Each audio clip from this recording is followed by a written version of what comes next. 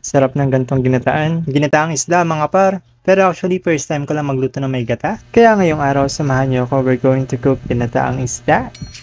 Ito nga pala yung isda na binili ko, nagkagataan natin mga par. At bali tayo na rin na maglilinis ito mamaya. Bago natin linisin mga par, unahin muna natin yung mga iba pa nating ilalagay tulad ng mga gulay. Tangkay-tangkayin lang natin itong mga par, tapos hugasan na rin natin. Tapos sa pag-slice mga par, tinanggal ko lang yung pinakadulo at pinag-apat ko yung pechay na to. Yung iba nga pala nagluluto nito mga par, wala silang kamatis na nilalagay. Pero tayo syempre lalagyan natin yan. Di nga din pala mawawala ang talong. Cut lang natin sa trip nating slice. Tapos panggisa mga par, bawang sibuyas. Syempre may luya din yan. Tapos nalinis at na-slice na rin pala natin yung isda. Meron dalawang klaseng ginataang isda pala mga par. Yung isa piniprito muna nila. Yung iba naman hindi. Pero tayo syempre gusto natin yung medyo na fried, yung medyo na prito.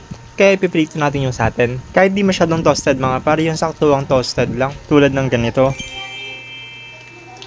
Hanguin din natin at dahil yan lang ang nagkasya sa frying pan natin, kailangan natin mag second batch. At after natin maprito lahat mga par, diretso na tayo, rekta na agad tayo maggisa para sa pagagatan natin. Sa pagigisa naman mga par, inuuna ko lang yung bawang, tapos ipapa golden brown ko lang. Tapos sunod na rin ang sibuyas at luya. After natin masote yung mga panggisa par, isunod na rin natin ng kamatis, halu-haluin, at takpan.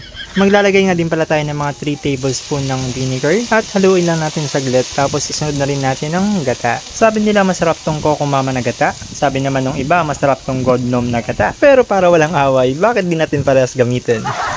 Dalawang gata nga lang pala yung ginamit natin mga par, pero kung sa tingin nyo kulang pa yan, pwede nyo naman dagdagan kung gusto nyo mas magata yung luto nyo. Papakuluan na lang natin to, tapos lalagyan ng asin at paminta. Sobrang 1 teaspoon to mga par, pero tansyahin nyo na lang din yun sa inyo kung gusto nyo ng mas mataas na timpla. Pakuluan lang natin ulit to mga par hanggang maluto yung gata. At after a few minutes at sa tingin nyo luto na yung gata at napakuluan na natin mabuti, pwede na natin ilagay yung mga pinirito nating isda. I-deep or i-coat lang natin siya sa gata mga par. Takpan at pakulan lang ulit natin to. Tapos after a few minutes, isunod na rin natin yung mga gulay par. At sabi ko nga sa inyo kanina mga par, kung sa tingin nyo kulang pa yung gata, pwede pa naman nating dagdagan pa. Pero itong niluluto natin ngayon par, okay naman na yan. Magdi-decrease pa naman yung size ng mga gulay kapag naluto na. And this time mga par, luto na lahat, pati yung gata, tignan nyo naman, lutong-luto na talaga. Okay na ito mga par at pwede na nating i-serve. Ready nyo na yung isang kalderong kanin at kainan na!